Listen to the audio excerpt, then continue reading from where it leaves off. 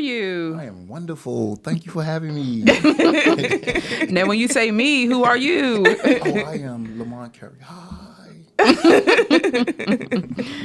You can't hear him? All right. Hi.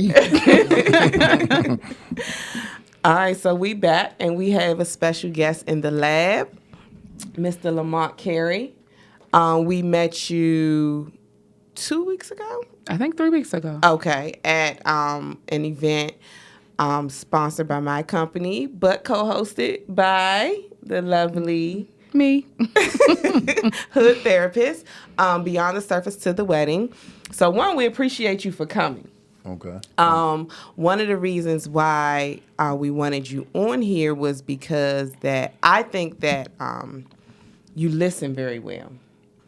And I think that what I enjoyed about you is that you didn't go with the popular vote in the room.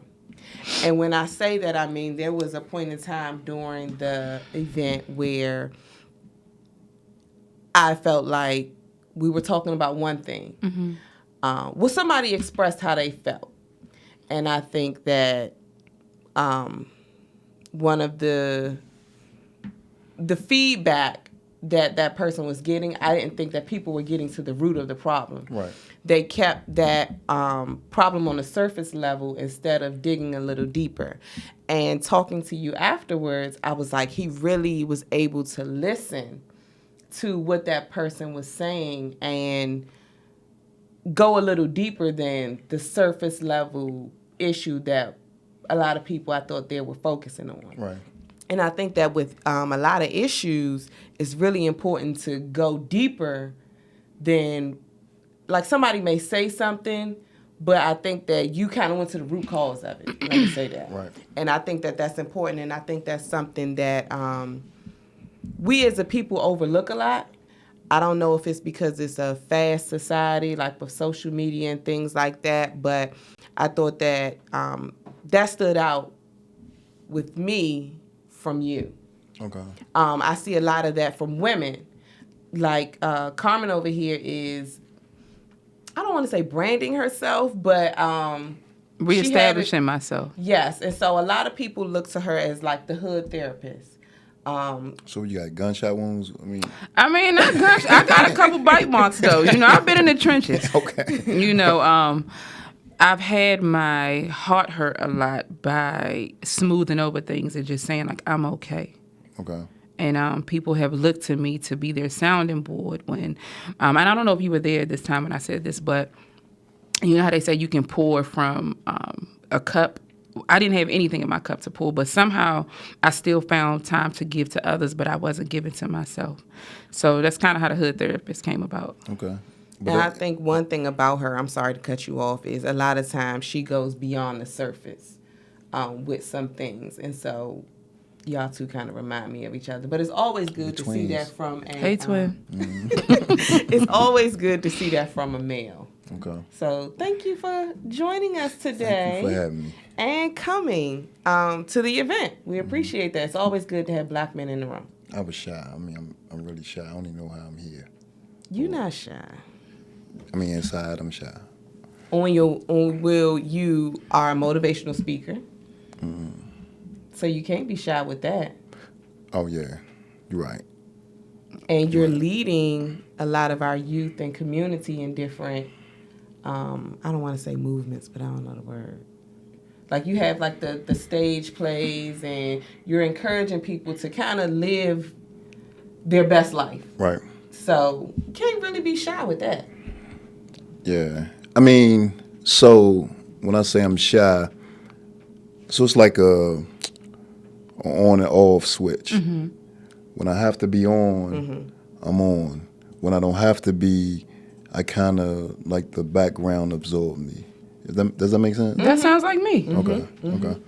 Yeah. Okay. Twin. So, hey, twin. That's right. So, what does your shirt say for those who can't see it? Keep your hustle, but change your product. Now, where did that come from? So, if I can tell you a quick story. You can. You got an hour. So I was in prison, right? Mm-hmm.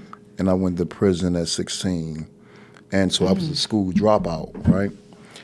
And because I was under 21, they made me go to school.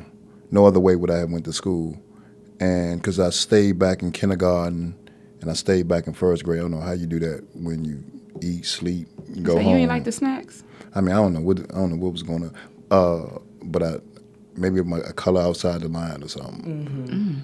But so when in prison, they make me go to school, and I get the GED, and so that was like my first like mainstream win.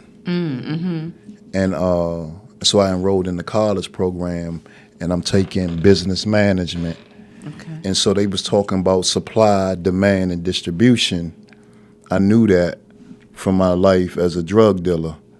And so what that taught me is that I ran a business. I just sold a legal product. So I can keep my hustle. I just had to change my product. And so that's how the name came about. So you sell these shirts on your website? Yes. Okay. You want to tell the people where they can purchase? Oh, you can. The easiest way is just go to, if you can see my name, lamontcarey.com, and books, shirts, all that stuff is there.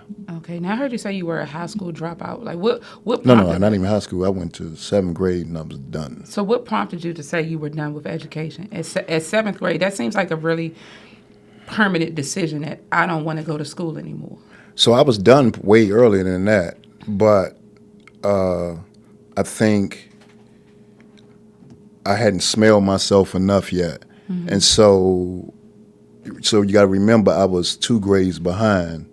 So when I'm in the actually I was in the 4th grade, right? And over the summer I started hustling, selling drugs. And In the 4th grade? yeah, because I was like, I think I was 11. I started hustling at like 11. Did you start by being the runner or like the lookout? Oh, yeah, you always start by being, well, not necessarily the lookout, because I was more interested in the money. So, How did you know about money at 11 years old? Like the game. because I was poor, So you know you don't want to stay that way. right? Okay. So my thing was my family couldn't take care of me the way that I needed to be taken care of. So I had to take control of my own life. And the only way that I can get some money was become a drug dealer. And so that's what I did. It was all over my community. So of course I knew it was wrong, but you could say that some young kids may not know the difference, right? Because it's all in through the community. But I just saw it as a way out. And when you don't like the people in your community and you don't like your household, it's easier for you to poison them and hurt them. So I just saw them as a stepping stone. That was jam-packed. Like that sentence, it was a lot in that sentence. You don't like Your the community yeah, and so your you're household. able to poison them easy. So let me just go back. So you say in 4th grade, that's when you decided that you were going to work. Now with doing that, how did you manage to have that in or around your household, and maybe your parent or parents saw it, maybe they didn't? Like, how did that work? So for me,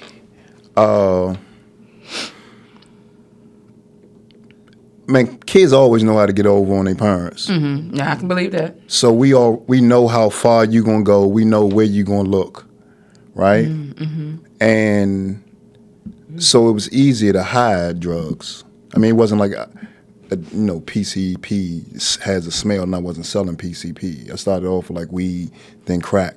So it doesn't have a scent. So it's easier for me to put it in. Weed has a scent? Not where it's gonna light up no room. You don't think so? Nah, where it never lit up the room in my house. Now, now you got to think this probably wasn't chronic. This was like Reggie? like Bush? white boy stuff or something. Oh. Okay. I mean, like like the beginning stuff, the manila envelope kind of thingy. So it wasn't no strong smell. At least I didn't think it was no strong smell. So it was easier to hide the stuff, and so to speed it up a little bit, so I'm in the 4th grade, and we get a letter saying that I will begin the 7th grade in September. So you the would fourth skip grade. 5th and 6th to be placed in your right grade. Yeah. Okay. So No Child Left Behind, I'm assuming, right? Right, that act. And then socially, you're not where your peers are in the 4th grade if you're supposed to be in the 7th. Mm-hmm. Right. Yeah, that makes sense. Mm-hmm. And then, so that time as a drug dealer, that summer, I guess I did pretty good because when I went to school, I think I only stayed in school like 3 months. I ended up, my sister had an apartment. She moved out of her apartment to move in with her baby father and gave me the apartment. At 7th grade, you had your own home. Apartment, yeah. And bought a little used. So by the time I went back to school, I was already like smelling myself. And most of the time I was going to school. Plus I was going to school called Fletcher Johnson that didn't have no walls. The school without walls. So you see everybody. And so I thought that was just a name. I didn't think that was how Fletcher it was Johnson. actually Yeah. structured. Yeah. Oh, okay. You see every class. You see everybody. You in the class. You know, like, what's up, what's up? So it was more about the show than it was about anything else. And then my decision to leave school became because me being in school was interfering. With your money. Right. And you know, I've heard that story so many times that it was more important to make money, than it was to be in school. But in my mind, when I was in the 7th grade, like, I kind of was still playing with toys and went to go outside. Mm-hmm. You know, I was still doing baby doll's hair. So what happened in life that you said, as outside of, you know, your parents not being able to provide or you just feeling like you wanted more, that you felt like in the 7th grade you were able to run and sustain your own household? That's a lot of responsibility. That is a lot. Like, how did you even know that You were capable of doing that. or that you wanted more? Because I think that at such a young age, it's easier to settle with whatever's going on around you. Right. So how did you know that there was more out there? I mean, because I think nowadays kids know there's more out there because of social media. But back then, like... Damn, you sound like we on horse and buggy. You say back then. Well, no, I mean... But she also doesn't like to identify her the mid-30s, so you got to remember who you're talking to with this one. November. But I mean, like, well, at least when I was in the 7th grade, it was in the 90s, but when I was in the 7th grade, I didn't know that, for example, my parents we were poor. I didn't know that. So, and I didn't know that till I got older and they told me. So I think what probably may have been, so it was several factors. One, my mother, for most of my life, had never had her own place. Okay. And so we always lived in somebody else's house. Okay. And they were loving and because they didn't have nothing. Mm-hmm. And so when you pouring syrup on bread as a meal, right? Syrup sandwiches that Right. people often joke about. Right. Yeah. Or you eating oodles and noodles every day. And so that was one of the things. And one of the things I think is important that women need to understand is that, because my father used to beat my mother, right? Mm-hmm. And so I hated Slim. But I lost respect for her because she used to still allow him into her bed. You lost respect for her at a young age? Yeah. I think that's important to know because a lot of times people think that their kids don't know what's going on. And they really do know what's going on. So I think that's important. Way earlier than you assume. Yeah. So when people thinking that kids aren't aware, I mean, you could see that in some cases with kids that do sexual, like gyrating their hips or you know what I'm saying? Because a lot of times, I know at least when I was growing up, some older person might be having sex in the room that you're in, and they think that you none the wiser. Yes. Right? And they recording it because you got. I mean, that's the years when our mind is taking in, and we're learning what our role are. 5 years or something. Your mind is a sponge. Yeah. Right. You're right. And so It was that, and the drug dealers showed me without telling me that there was more. Because This they lived story is in your so community. common. They live in your community and they move out. And so my whole goal was to move to Maryland. Like Maryland was like next level, right? Could have been PG anyway, right? And what I didn't factor in is that once you move out, you still got to come back to that community to run your business to maintain your lifestyle. But if we had been taught, like if schools had implemented business, teaching our kids business, then that drive that I have to make change, I could have learned about switching my product in school versus learning to switch my product in prison. Does that make sense? It makes total sense. So, so I decided that. Plus, my father died at 10, and I don't know when I started disliking him, but I was like, I'm gonna kill him when I get older. Because of the treatment that he gave your mom, or Right, because of the treatment. that He was never abusive to me, and I think when he died, which I had to be like 10 years old, that's where I think I saw my wings, right? Because you still afraid of your father if he comes around. But if I'm already not respecting my mother in the way that she should be respected, not verbally, but internally, right? Now that the person that I feared is gone, who can stop me? Did that make you feel like you had to become the man of your household then? No, I ain't caring about my household. You got to care about your household to become the man of your household. So I just cared about creating my own household. That is a lot That is a whole to lot. wear at 10, 11 years old. Do you feel like you grew up too fast? Of course. Yeah, I think I grew up too fast because I really don't know or remember life as a child. Right? I don't remember like going to the playground and playing. Do you feel like you were robbed of your childhood? Not robbed. So this is how I look at life, right? Everything that I been through put me in a position to become the person that I am. Okay. And could I have still gotten to be the person that I am if all of those things that we say is a perfect home, whatever a perfect home is, were put in place? Yeah, but I don't know how that could have happened. And so the road that I had to travel was the road that I had to walk. And so I took what they say, take lemons and make lemonade. I just learned to do that, if that makes sense. And It then makes you total took, sense. Lemon and made champagne. Well, you know.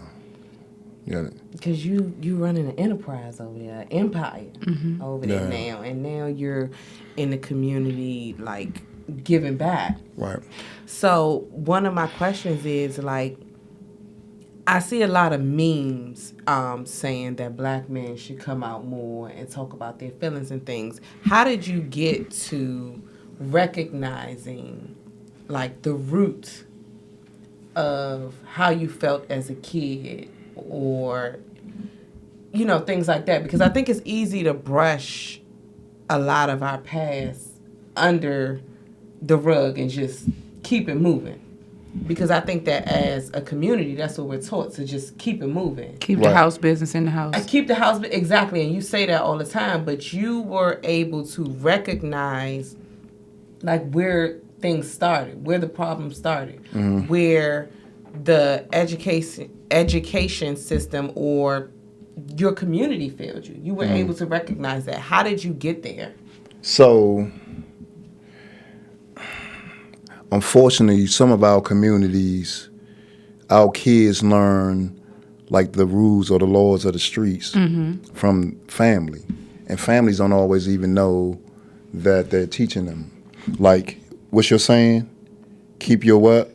Keep your The house business? Keep your house business in the house. Yes. Right. And so if you look at one of the street codes, that's one of the street codes. No snitching. Right. Mind your business. Yeah. right? That's still a street code. Niggas today will post, I'm minding my business and drinking my water. And be in everybody's business. Yes. Right. Till it's time to tell the business. But it's good to like get into your business because that's how you're able to recognize things, right? Or no? Yeah, but so there were probably maybe 20 million kids in this country, right? That been taught the street codes and don't even realize the street codes. That's on a pathway to prison. And some of that can start from, I remember, I still hear women do it now, or young women say, you a big boy, big boys don't cry. So you teach boys to suppress, right? And I hate that. So when we run and slide and scrape our knee, we don't cry, we suppress it. And most of the time when you see our emotions is when we angry and we say we blacked out, right? Because we continually bury, but young girls are taught to be expressive, communicate. We want to know your feelings. And so with boys and men, even when y'all expressing y'all feelings, we're sometimes turned off and y'all be like, you don't even be listening to me, I be talking to you, because something in our mind be like, I don't want to hear that soft shit, right? So how I began to assess myself, because I was in prison, and if you want to do something different, you have to figure out what you've been doing that's wrong, and what are your triggers. So that was another thing. One of the most important classes I've ever taken in my life. I have never used a drug in my life, right? But I was going to, when I was in prison, I was going to every program to collect certificates so I could use them to try to get out. And I went to NA, and NA taught me about triggers, right? And so when I was doing self-assessments, I was trying to figure out, one, why I get angry, right? And a lot of that was learned behavior. And the prime example of that is, so say me and you joning as a kid, or me and a boy joning as a kid, and he's winning. He talking about my mother, all of that. And then for me, it's all fun and game. But when he leave, my buddy's like, man, if he said that about my mother, I would have punched him in his mouth. So the next time me and somebody joning, and they say something about my mother, bam, punch him right in the mouth. The next time, punch him in the mouth. Then it reaches a point where I can think you about to say something about my mother, and I punch you in the mouth, right? And so the problem with that is a lot of the stuff that we respond to in anger, or young men and boys respond to, well, even adult men and some women respond to in anger, is because somebody else taught us that that's what we're supposed to be angry about. That's scary as a parent, because I can say I've, like what you just said, I've just what I have gotten out of that is that there's a lot of power in words. And I think that any parent, or hell, any family member of a young kid, when they come and tell you things like so-and-so's messing with me or something, fuck them up. Like, smack them in the face. I never would have thought that the way you internalized it is the way somebody would internalize it. You just taught them problem solving. Punch them in the face. Reckless problem solving. Charge-worthy problem solving. That's assault. You know, and when I say we, I mean the community. We good for, hey, somebody hit you, you hit their ass back. Yes. Ain't no telling the teacher. Yes. No, none of that. Like my father is good for that. Yes. When we were growing up, he would tell them, and this was his phrase: somebody hit you, you come from down home and you knock the fuck out of them. And that's what it was, because you're not gonna come in my household and say somebody hit you, somebody beat you up. Well, what did you do? Right. Exactly. I was more afraid of, and when I say I mean the community. Right. Excuse me, more afraid of, what's my parent gonna say that I told him somebody hit me and I ain't hit him back? Or what's my people's gonna think? Yeah. Oh, you a sucker. Yes. You a bitch. And I have to say that I'm guilty of that. Like, if I hear my kids say, oh, somebody did this, and I told the teacher, you told the what? Why the fuck you ain't go back at them? And it's like, I'm not even processing the long term of that effect. The long term. Like, this is... Because you know now, they locking kids up and... Yes, they are. They're handcuffing 9-year-olds. They don't 6-year-olds, care. yeah.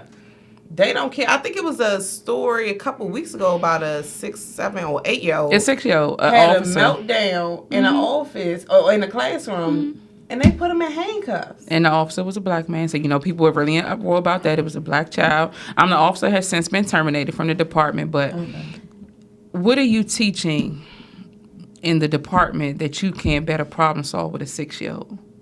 But then what are you teaching that 6-year-old too? And what are you teaching the staff, right? Mm-hmm. You put up a metal detector. At first they had security guards. Now they got police who are trained to look for crimes, right? So you throwing a punch is a crime. If you hollering, "I kill you," felony threat. Mm-hmm. So when you put them in schools and we wonder why 9-year-olds are being arrested, it's because you got police officers in the facility that are trained to look for crimes and not trained. We expecting them to be in uniform but show compassion as a parent. Mm-hmm. But they in uniform. When you in uniform at work, any job you have, if you at McDonald's, you on McDonald's fries time, right? You ain't thinking about the humanity in you. You're thinking about getting this job done. And so when somebody like, "Well, what's up with my fries?" or "My fries cold," or whatever, and then you catch an attitude because they questioning your work, and you ain't looking at the person is hungry. So when a person is at work, they at work. And so I think one of the biggest things that's damaging in the school to prison pipeline is when you put officers that's looking for crimes in the school with kids that are doing kid stuff. Kids fight. Right? Mm-hmm. Babies learn how to swing, and we don't even know how they learn how to swing, but they play fighting, right? Mm-hmm. And so when you put officers in the school, then arrest gonna happen. That's true.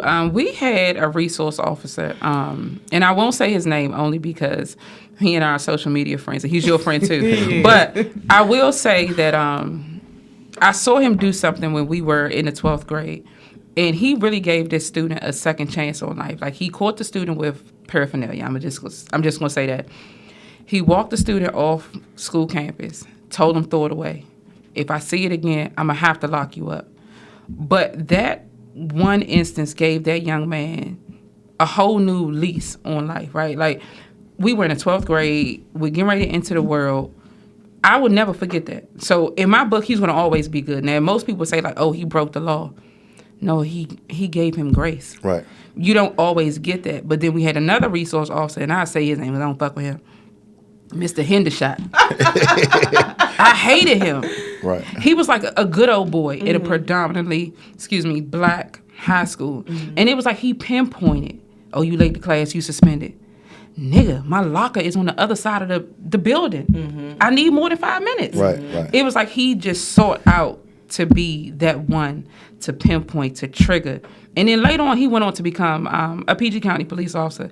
And when I would see him, I would make it my business to get out of his way because I just felt like, you got a gun now.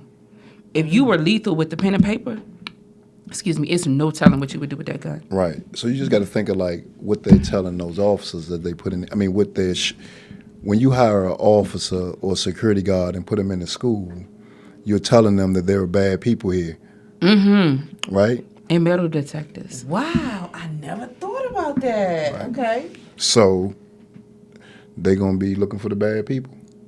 And if you breaking the law, if the policies in schools say you're supposed to be in class by here and your locker is all the way over there, then they're expecting you to get to your locker, however you got to get to your locker and to be where you're supposed to be. In a 5-minute time span. Right. Short, real short. Right. Because as an employee, you got to move that from the school into the workplace. As an employer, I don't want to hear that either, though, right? I don't want to hear why you late. Yeah, I don't want to hear why you're late. You're supposed to be on time. I'm paying you for being here and blah, blah. So I expect you to be there. So it transfers over. So would you say that at an early age, we are groomed to live in such structure where there's no room to deviate? We are, because I think the systems that we grow up in shape or try to shape how we supposed to live our life. Mm-hmm.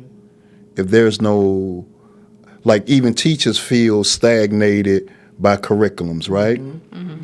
And teachers are, if anybody, because I know y'all speak and y'all do all of that, you know immediately when your audience is not in tune with you. Absolutely. Right? And so you're going to figure out how to get this audience on the same page, increase this energy. But imagine being a teacher in a classroom that has to teach this curriculum the way that they say teach it, and she looking out at her audience that are not interested and not engaged, but she know another way to teach this, but this isn't the way that she's told that she has to do it.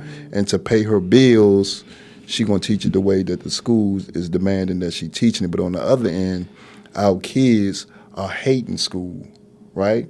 Not because of their inability to learn, but the facilitator of this learning isn't doing it in a way that appeals to us. And so we resist information. So just like if you at an event, right? And there's a speaker up there and they're talking and they're boring, you tune out. Start messing with your phone, talking to the person that's next to you. So teachers should have the freedom, because for a teacher to become a teacher, one of the lowest paying jobs in the world, right? They have to be passionate about it.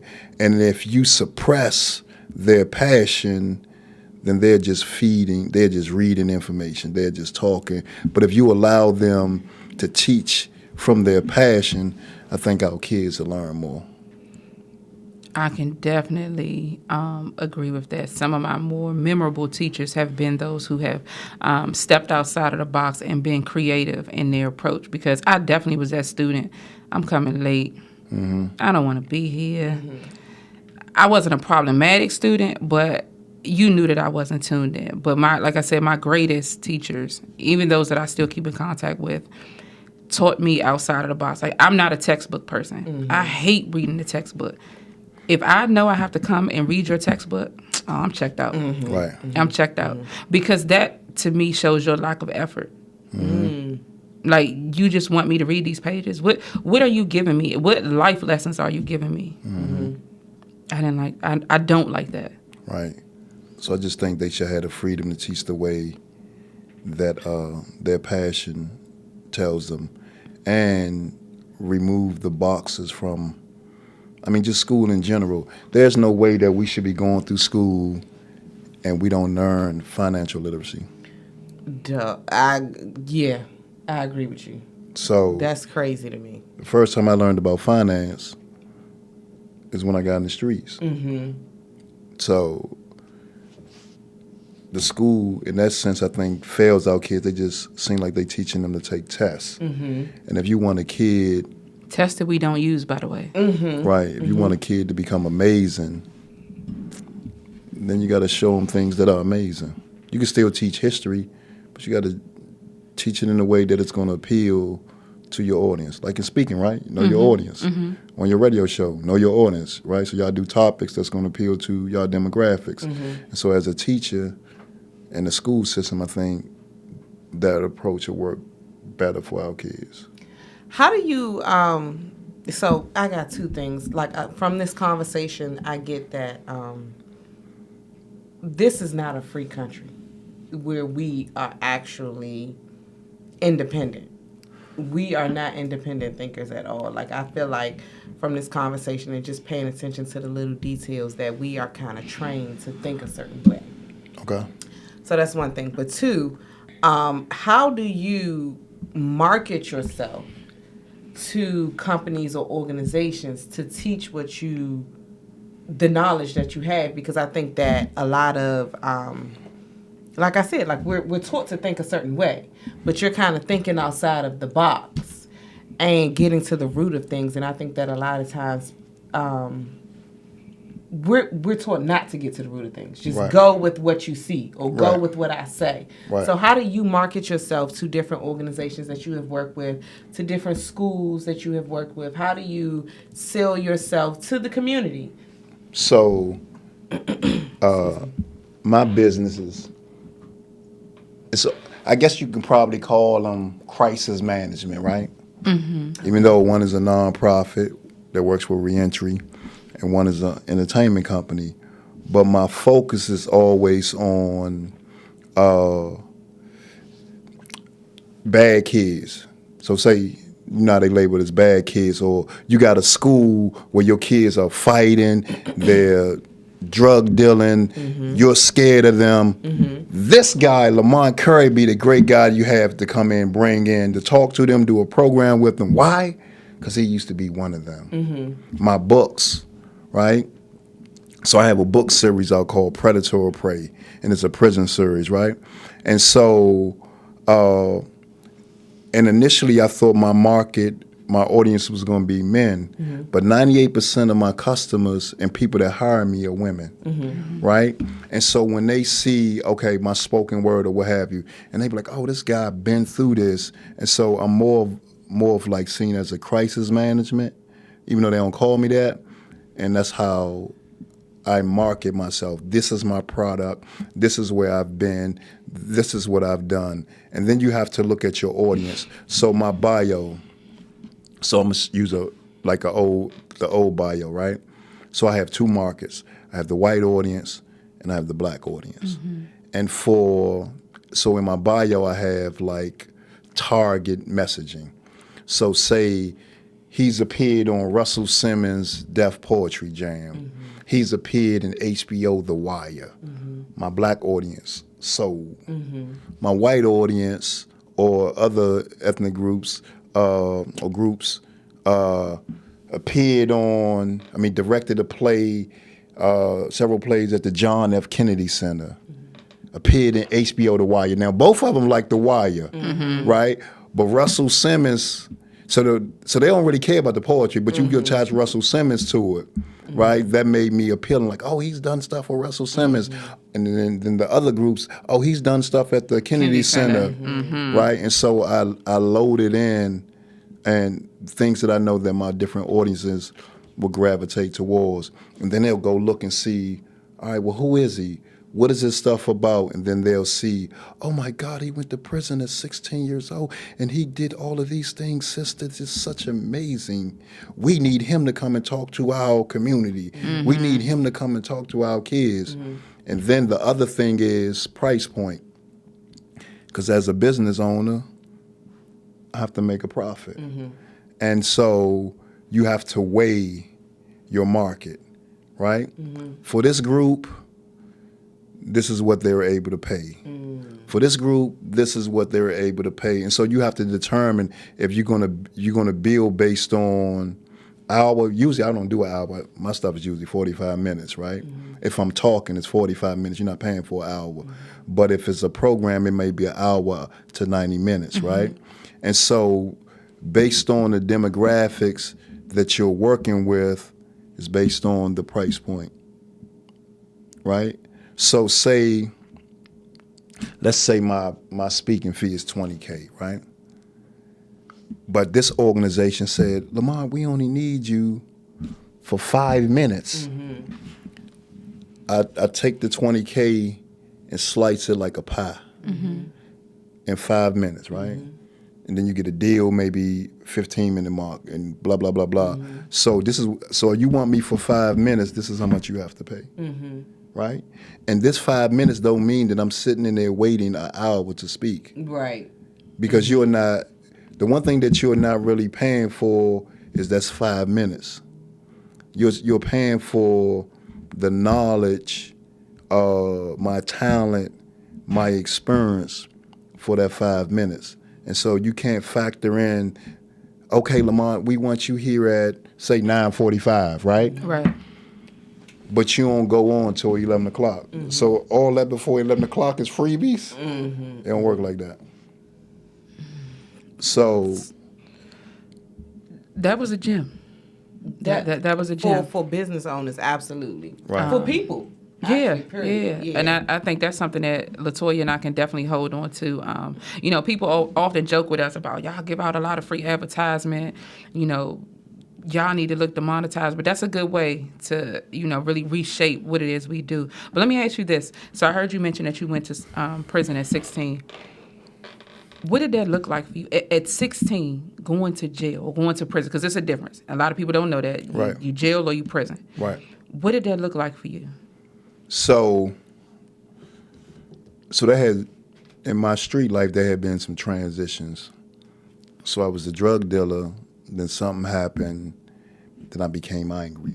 Anger already was in there from the school fighting because of the mother stuff, all of those stuff. And so I became more violent, guns and stuff like that. And so one of the setups, I think we was talking about this off air, then I'm going to speed it up. So you catch a charge as a juvenile, right? And they no process or throw out the case. I'm scared the whole time I'm in the courtroom, right? But when they throw out the case, I'm like, whoo, I don't even know why I don't even understand what just took place, right? I don't know none of the language they was talking, but by the time I get back to my block. And you have a public defender? Yep. And they not going to explain it to you? Or pay lawyer. Because once the case is resolved, they're not sitting back and say, this is why they threw it out. They're saying, I did a great job, right, Mr. Curry?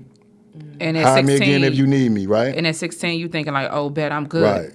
Right. So this is before the 16, because by the time the 16, I'm paid lawyers. So early on, so say a kid steals a car and they throw the case out, right? The kid comes, by the time you reach your community, they like, what happened with the case? You went to court. I beat that joint, right? Now there's some pride in it. I'm invincible. So you keep stealing cars. And then eventually you may add something else on. So you might use the cars to break in houses. You might use the car to transport drugs. And now all this time you get in court and they throwing the case out. And then you do this one case and they use all of that against you. Everything that you think you escaped. And they say, you know what, Mr. Curry? We're going to charge you as an adult. So initially, you're like, oh, God, what the hell? But when you done built the reputation in the streets, now you like, I ain't going to be treated like no punk. Ain't no word on the street gonna be out there that I came in here and I was a sucker. So now I'm gonna go just as hard in prison or in jail as I did in the streets, right? And then so when they charged me as an adult at 16, they didn't even really have a juvenile block because I caught my case in Maryland. They didn't have a juvenile block, so what they did, they put me in like the medical unit, right? And then, so now I'm scared. Is that even legal? I don't even know if it's legal. But you got dudes walking around with walkers and crutches. And I'm medically fragile, and here you are, 16, I'm cold being thugging. charged as an adult. Yeah. And I'm cold thugging, right? And I'm like, oh, these weak dudes, right? I'm on gangster time even in there. And so there initially was fear, but the fear goes away when you realize or you believe that there's pressure on you to prove that you're a man, because I've been saying I'm a man in the streets. Remember, that's what my mama told me, right? Big boys, you my little man. My little man don't do no crime, right? So now I gotta be mama's man. I gotta be my community man. So in jail, I gotta be a man. And now I'm fighting, catching shots, going to the hole, 23 and 1, right? Adding more onto your adult case. Right. Depends on how severe that you go. Because those are then looked at as infractions, right? Right. So when they looked at as an infraction, you good, but it may hurt you if you get convicted and you go up for parole, if it travels with you. But if you do something more heinous, like stab somebody or beat somebody really bad, then it could be a street case, right? So I wasn't scared at jail. And then going to prison. On the way to prison, you scared though, right? Because I'm chained, shackled, ankle waist, right? And the dude beside me, just as scared as I am. We done made a pact. We don't even know each other. But this 2-hour ride, we like, man, by the time we get off of this bus, we the best of friends. We gonna kill anybody that disrespect either one of us, right? We done made a pact out of fear. That's such a life-changing decision to have to make at 16. That you feel like you have to have an ally to protect you and protect them so that you can get on the outside of the wall and possibly go back to the same life that got you in here. So it wasn't even about outside of the wall. It was about all those things that you hear about that goes on in prison. So by the time so this is one of the things that they do when they charge you as a juvenile. They string your case out until you're 18, right? So it's real rare that you go to prison at 16. You might be in the jail at 16, but if they sentence you or you take a plea agreement before your 18th birthday, which they usually try to string it out. Then you go to the hole when you get to the prison until you're 18. They really don't try to mix you in. But for some reason, they do that off and on with some individuals, but for the most part, they try to keep you separate from the population. And so when you get to prison, so it wasn't even about coming home. It was about surviving in prison when we made that pact. It was about, all we remember was they rape dudes in prison, right? They take advantage of dudes in prison. They do all of this in prison. So you by yourself and you realize that you're vulnerable. And so you make this pact with complete strangers in order to survive. Now, did that pact turn out to be beneficial, or did that pact dissolve itself? That pact probably dissolved itself in like a month. Because I had this image of what prisoners look like. And once I got there and prisoners looked like Joe Blow from around the way, a lot of that fear went away. And then I got to see this dude for who he really was. Like, he wasn't nobody.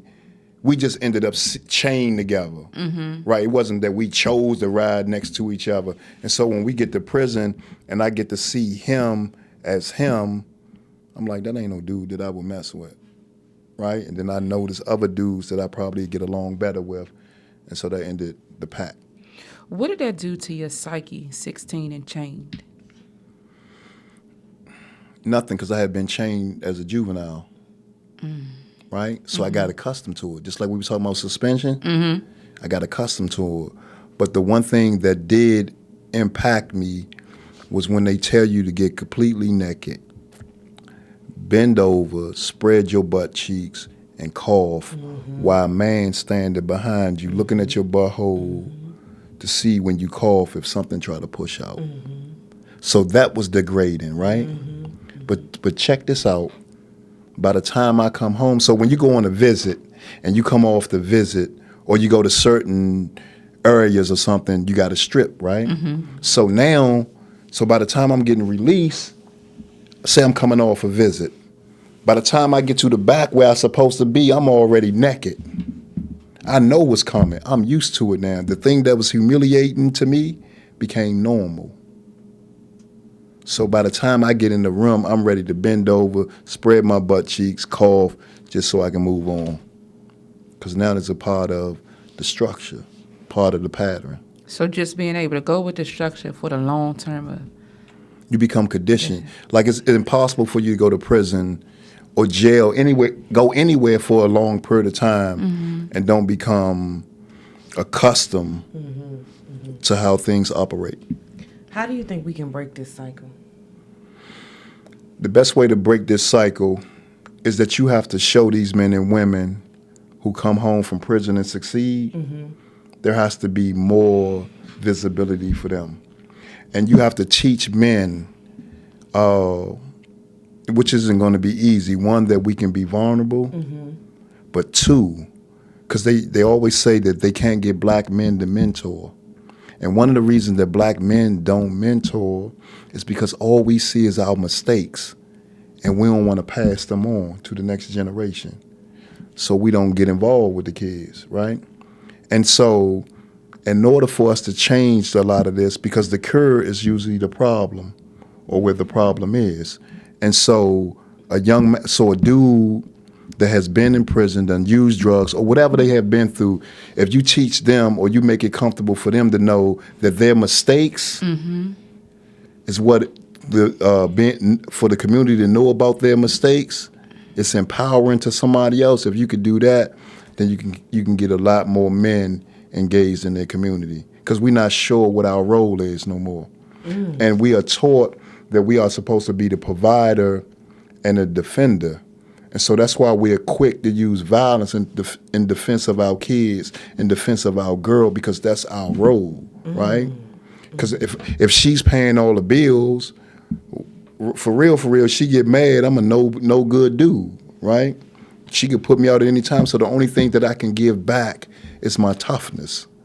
And so women are the orchestrators of how soft that we become. So do you think that sometimes and when I say we, I mean us as women, black women, we do our men a disservice? at an early age? Like, you know how you said, you know, when your son falls and you tell him, oh, get up, you know, don't cry, big boys don't cry.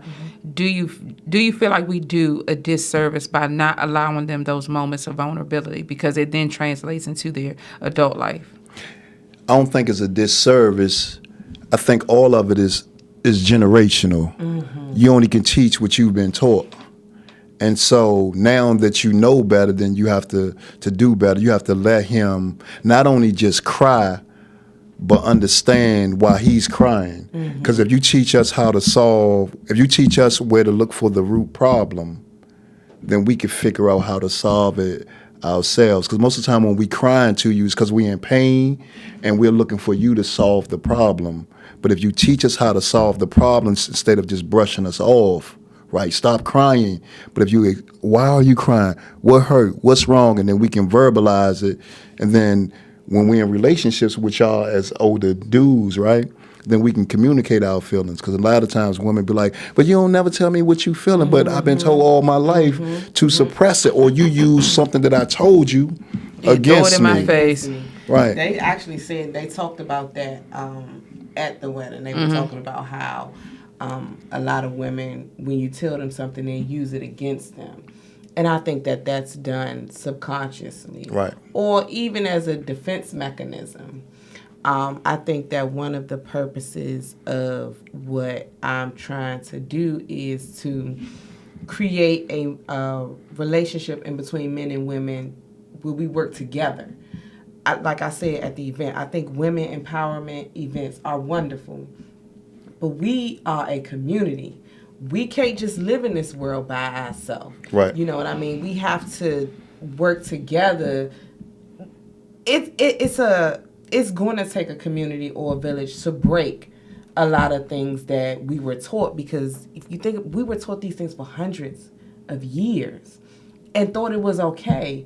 And now people are just getting to the point where we're breaking. And we're trying to find out why we're breaking or what to do to avoid that break.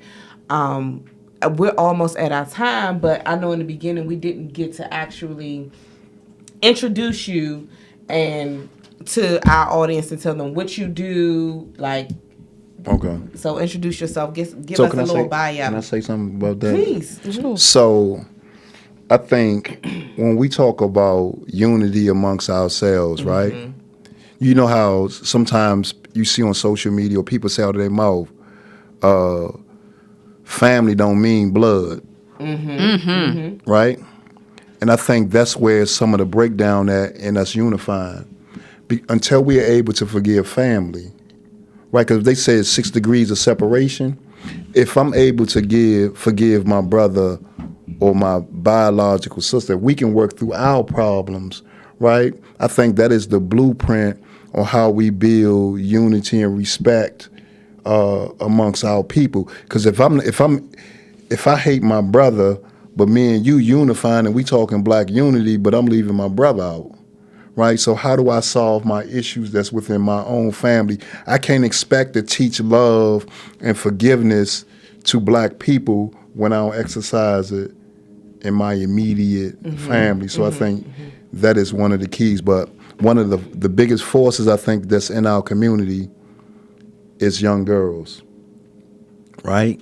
Because young girls can help shape and define how young dudes act, right? If young girls say, I don't talk to dudes unless they getting A's in school, unless you in school. I don't talk to dudes that sagging their pants. Shift. Y'all, I think one of the things that has happened in our community, we recognize y'all power, but some of us have made you believe that you don't have no power. And we did that by saying, man, it's 20 of y'all to one of us. So what you gonna do, shorty, to get me? Right? We get y'all to compromise versus y'all getting us to level up. So my name is Lamont Curry. I guess the company checkout is La Curry Enterprises. As you can see, I run my mouth. I have 6 books out, a poetry book, a prison series, a business book, and a book for boys called Dead Before 18, Saving Our Boys from the Streets. And I have 2 other books ready to come out. One is a series. The first book in the series is called Laws of the Street. and it's about this community of trauma. But I don't focus. I mean, I don't come from the trauma point. I use drug dealers, and as the story goes on, you get to learn the root causes. And another book I'm working on is a poetry book that's called "I'm the Reason You're Single." That's deep. Yeah. That's deep. That's I what think that one of the things you said, a previous guest touched on, AP Fresh, he was talking about that a lot of women don't recognize the power they have in molding these men, you know, and accepting what they have. And, you know, like, we are the force behind a lot of men. And I know a lot of women take that as a joke. You know, it's a running joke about, like, the power of the pussy. But it's a real thing. It's definitely a real thing. Will, I'm mad we gotta shut it down. I think that this was an amazing conversation. You know, I've been trying to get you on here since the event for this reason. I knew that you had something to give to the masses. I'm thankful that we met at the wedding. I'm thankful that Glamazon told you to come out. Yeah. You know, and you came out, and because I know for me, there were two women in the back that you sat with, my cousins. We talk about you to this day. Very aggressive women. They made me sit down. They made me come in and sit down. So I appreciate that. Yeah, and I'm glad you sat down, but we still talk about, like, some of the things that you said to this day, and it's actually made a big difference in their lives. And I know that's something that they were looking for, and they weren't able to get, excuse me, from a woman, or maybe a woman as of that day, or just period, someone to really sit and understand them. So I can say that you not only understood them, I think you have a lot of knowledge for the community. And I think that a lot of people out here are talking a lot of smoke, but I think that you have, it's a lot behind what you have. And I'm excited. I'm glad we had you on here. Everybody go follow him on Instagram at Lamont Carey. Oh, is that easy? Yep. LamontCarey. EY. That's everywhere. Website, all social media, even the email, but you got to add Mr. Lamont Carey at Gmail. And I respond. It might take me a minute, but I'll respond. Yeah, because it's been a minute. I've been talking about trying to get you on the show for a minute.